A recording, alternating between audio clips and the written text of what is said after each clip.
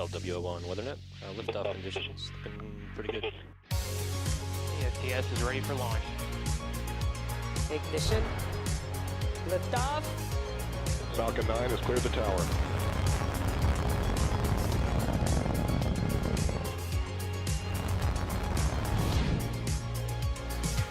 Ten, 9, 8, Side booster ignition. 6, 5, 4, 3, 2, 1.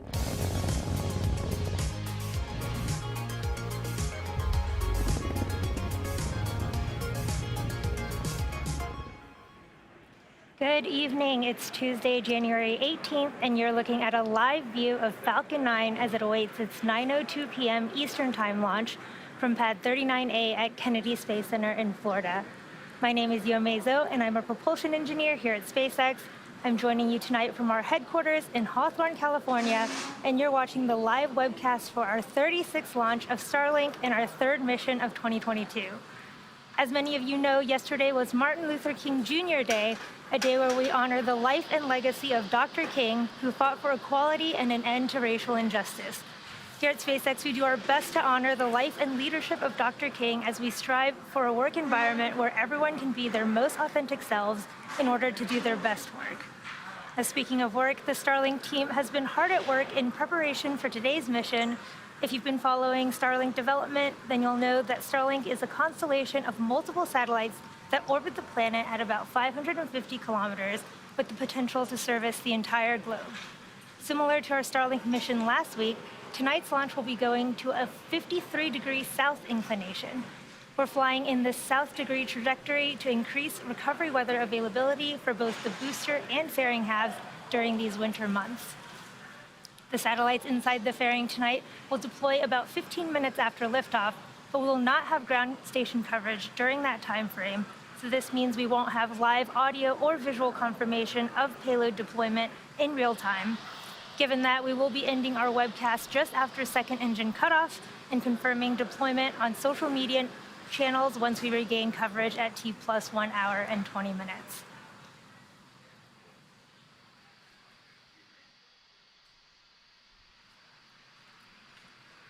Let's take a closer look at the rocket on your screen. You're looking at a live view of Falcon 9. The two-stage rocket stands 70 meters tall. That's greater than the wingspan of a 747 aircraft. Now, the bottom two-thirds of the vehicle is the first stage. Its job is to accelerate the vehicle through the Earth's atmosphere into space with the help of the 9 Merlin 1D engines at the base of the rocket. Now, it's also the part of the booster that we recover and reuse, with tonight marking the 10th flight of this particular booster. Now, the first stage you see on your screen tonight has supported 6 previous Starlink missions, as well as GPS 3.3, Turksat 5A, and Transporter 2. Now, although it might be a bit dark in Florida right now, if you look closely, you might be able to see the soot markings left over from its previous 9 flights. We will be attempting to recover the first stage on one of our drone ships, a shortfall of gravitas, which for reference is about the size of a football field. Now, if successful, it will mark the 103rd successful recovery of an orbital class rocket. On top of the first stage is the black carbon fiber inner stage, which is a composite structure that connects the first and second stages and houses the pneumatic pushers that allow the first and second stages to separate during flight. And on top of that is the Falcon 9 second stage, which has a single Merlin vacuum or MVAC engine. Once the first and second stages separate at about 2.5 minutes into the mission, that single MVAC engine will ignite and carry the Starlink satellites to a low Earth orbit around the Earth. You'll also notice that large nose cone at the very top of the rocket. This is the payload fairing, and it protects our Starlink satellites until the vehicle is outside the Earth's atmosphere, at which point we don't need it anymore, and the fairings will separate to expose the satellites to space. Just as we reuse Falcon 9, we also recover and reuse our fairing halves. The fairing halves we're using tonight are flight proven, and tonight's flight will be the second flight for both of these fairing halves. We are planning to recover these halves again using our recovery vessel Doug once they return to Earth.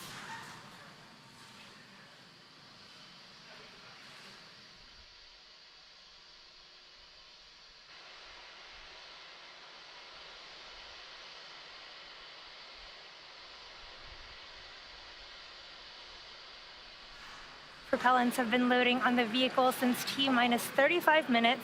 Now again, Falcon 9 is a bipropellant vehicle, which means it uses 2 propellants, a fuel and an oxidizer. An oxidizer is a type of chemical that a fuel requires in order to burn. So for Falcon 9, our fuel is a refined form of kerosene known as RP1, and our oxidizer is a super chilled liquid oxygen, also called LOX. Now, the liquid oxygen is chilled well below its boiling point so that it becomes what we call densified.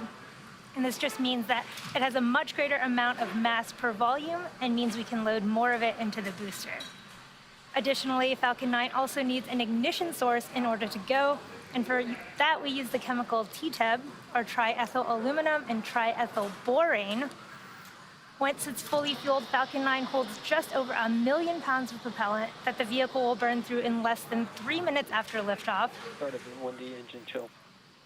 Currently, fuel is nearly fully loaded on stage 1 and already full on stage 2. Liquid oxygen is nearly full on stage 1 and about 80% on stage 2. Now, once all the tanks are full, both stages will continue to be topped off with liquid oxygen until T-minus 2 minutes to keep the temperatures as cold as possible.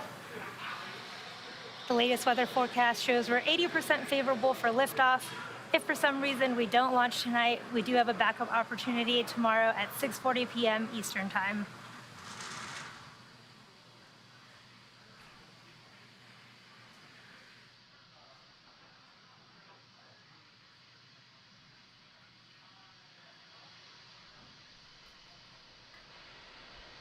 Stage 1 fuel load's complete.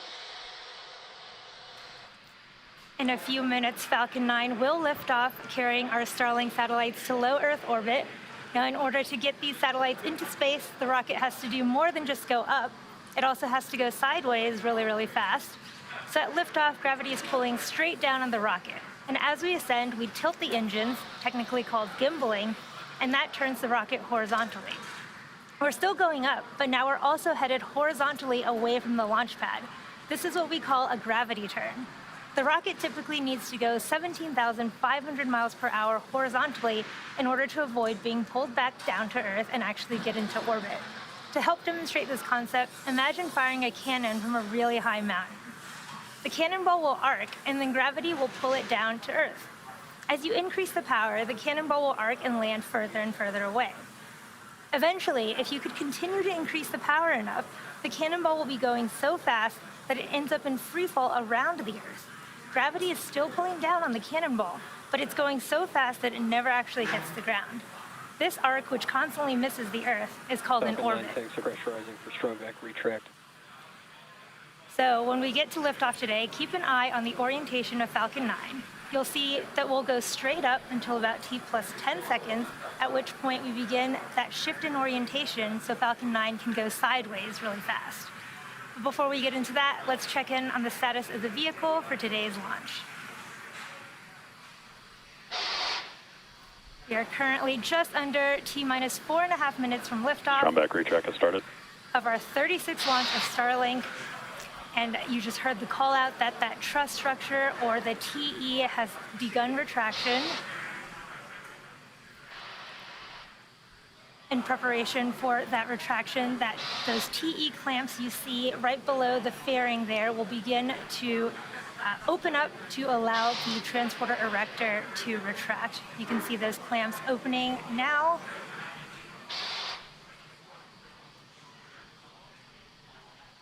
The transporter erector will begin to pull away from the rocket slightly before at T0 the hydraulics will pull the transporter erector even further away from the Falcon 9 as it lifts off. Now again, the TE is the structure that provides liquids, gases, electrical connections to the second stage, as well as air conditioning to the payload fairing and the Starlink satellites. You can see that slow retraction of the transporter erector in progress. At this point in the countdown, both the first and second stages are nearly fully loaded with 1 million pounds of kerosene fuel and liquid oxygen. And those white clouds that you see around Falcon 9 are created when that super chilled liquid oxygen comes in contact with the air in Florida.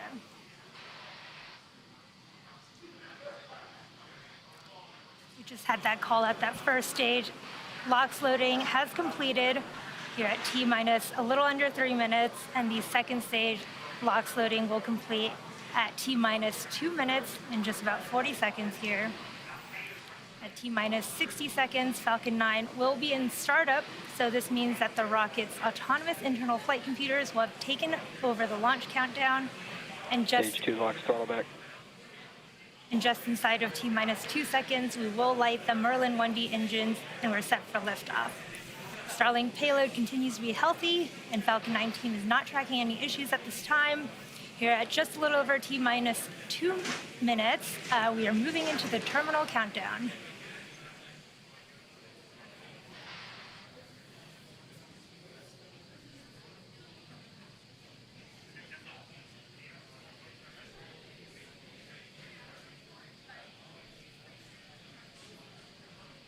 Stage 2 locks loads complete.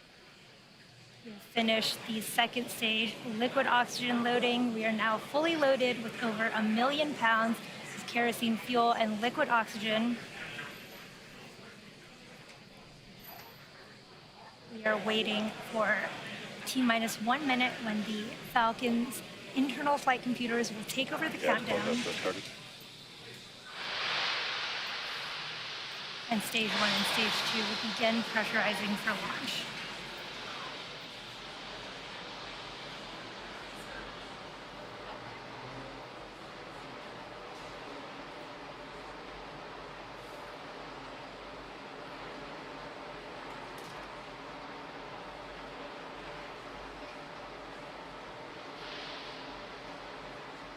Falcon 9's in startup.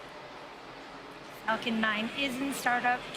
We're waiting for that final launch director go for launch in just a few seconds.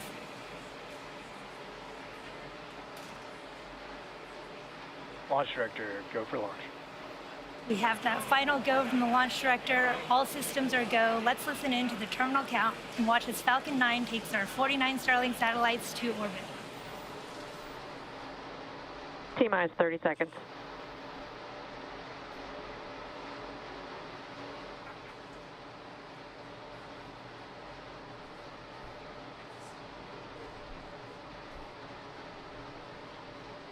T-minus 15 seconds.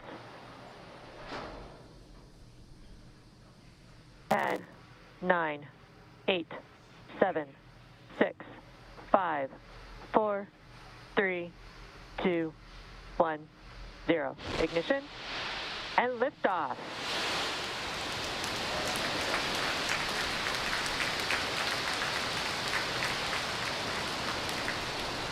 Vehicle is pitching downrange. Stage 1 chamber pressure is nominal.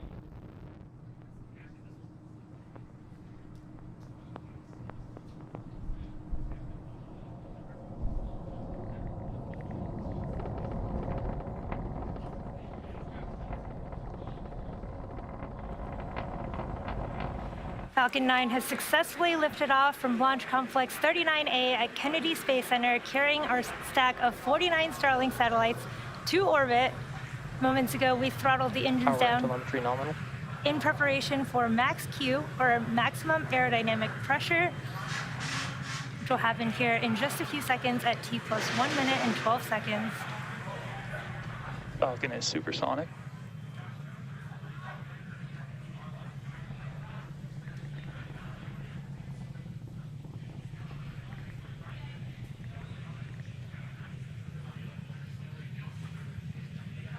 Max Q. We have just passed through max Q, and this is the maximum aerodynamic pressure that the stage sees. Next, we'll have 3 events happening in quick succession. First, we'll have main engine cutoff, followed by stage separation, and then second engine startup 1. Now, first main engine cutoff is where all 9 of those M1D engines on that first stage will shut off to slow the vehicle down in preparation for stage separation. This is where the first engine chill has begun. This is where the first and second stages will separate, with the first stage starting to make its way back to Earth for landing, while the second stage continues on its journey to the third event of second engine startup 1. And this is where that single MVAC engine on the second stage will light up and propel the second stage along with the Starlink satellites to orbit. We're a little under 30 seconds away from these 3 events. You'll want to watch out for fairing deploy, which is going to happen shortly after that. Hopefully we get cool live views from the second stage camera of those fairing halves popping off.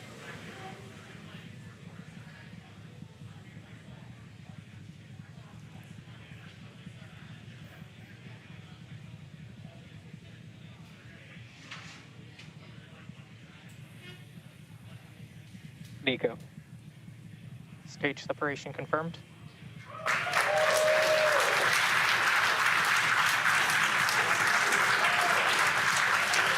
In recognition. Wow, beautiful views from the first stage and second stage Both tracker stages are there. on nominal trajectories. We did have successful MECO Fairing stage separation separation. confirmed. There's fairing deployment there. Again, what a cool view from the second stage. Again, we did just have confirmation of successful fairing deployment.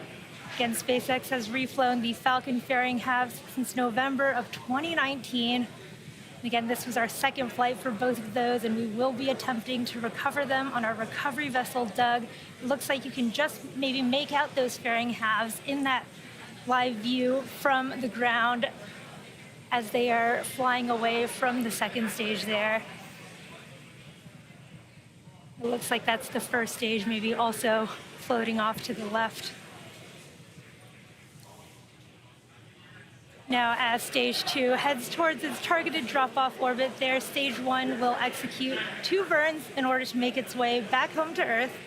Now, the first is an entry burn. Now, this is where 3 of the M1D engines will reignite, and this helps to slow the stage down as it re-enters the upper parts of the Earth's atmosphere. Now, the second burn, of course, is the landing burn, and this is a single engine burn that brings the vehicle speed down rapidly in order to land on the drone ship. Acquisition signal.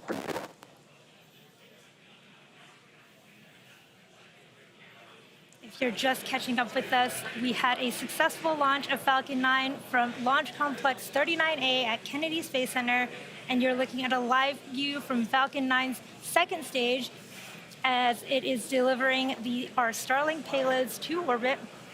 Stage 1 is currently making its way back to our drone ship, a shortfall of gravitas in the Atlantic Ocean. We had beautiful views from the ground of the first and second stage plumes there just a little while ago.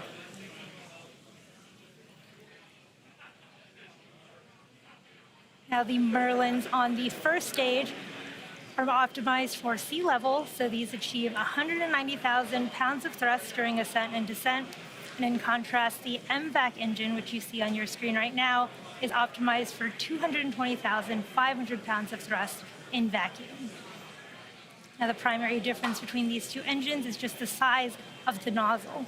The MVAC nozzle is a lot larger than the M1D nozzles on first stage. Now, the Falcon 9 is equipped with 4 hypersonic titanium grid fins positioned near the top of the first stage. And the first stage is using these grid fins to help navigate and reorient itself as it heads back home to Earth.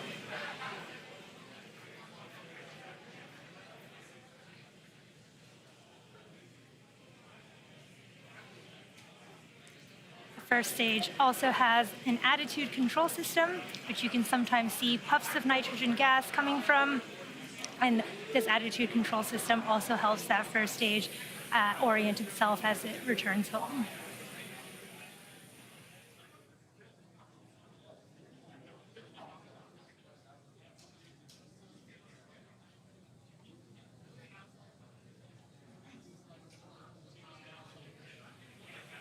We're just about 20 seconds from the start of our stage 1 entry burn, and this is a 20-second burn, and it'll help slow the vehicle down as it enters the thicker parts of the Earth's atmosphere.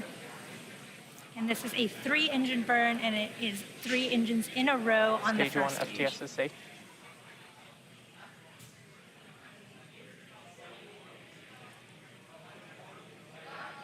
Stage 1 entry burn startup. There's the start of the entry burn on the first stage. You can see those grid fins as the first stage is flying through its own plume there. Stage 2 FTS is safe.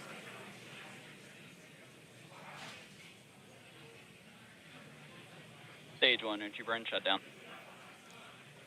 We did just have a successful stage 1 entry burn there. And for those who follow along, you'll know that the soot Both on the stages rocket, trajectory nominal. second stage trajectory, is still nominal. As I was saying, the soot on the rocket indicates that it's been flown before. So the fuel that we use on Falcon 9 is rocket-grade kerosene, or RP1, which is carbon-based. So when it burns, it generates soot. Now, as the booster approaches the landing site and does that long re-entry burn that we saw it fly through its own plume, which deposits that soot back onto the first stage. Now, you can see this sometimes on the pad. The soot is still stuck onto the first stage from its previous flights. And if you watch closely to your onboard camera during landing, you might be able to see soot sticking on the lens of those cameras as well. Now, coming up in just a few seconds, we will have the start of our Stage 1 landing burn. This will be another about 20-second burn. Hopefully, it will land us on our drone ship, a short fall of gravitas. Stage 2, terminal guidance. In the Atlantic Ocean. Stage 1, startup.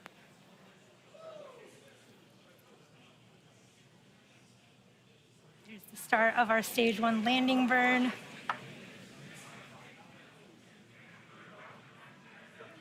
Cool views of the drone ship approaching. Stage 1, landing leg deploy.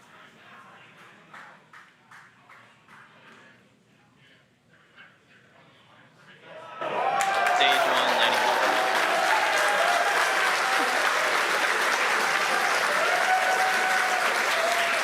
Right there in the middle of the drone ship.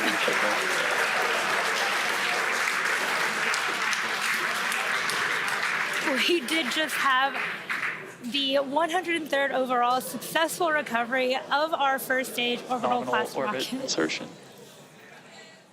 And we just missed it there, but we did have a successful second engine cutoff, and we just got that confirmation of a good orbit from stage 2. Now, next up, we'll have one more burn on the second stage that will position the vehicle for payload deployment. Expected loss of signal, Cape. But we are awaiting the deployment of our 49 Starlink Expected loss satellites, of signal, Bermuda. which is scheduled to occur about 6 minutes from now at T plus 15 minutes. However, you may have just heard the call out for expected loss of signal. Again, this means we won't have live audio or visual confirmation of payload deployment due to lack of ground station coverage, but we will acquire signal with our ground station in Kodiak, Alaska at T plus 1 hour and 20 minutes.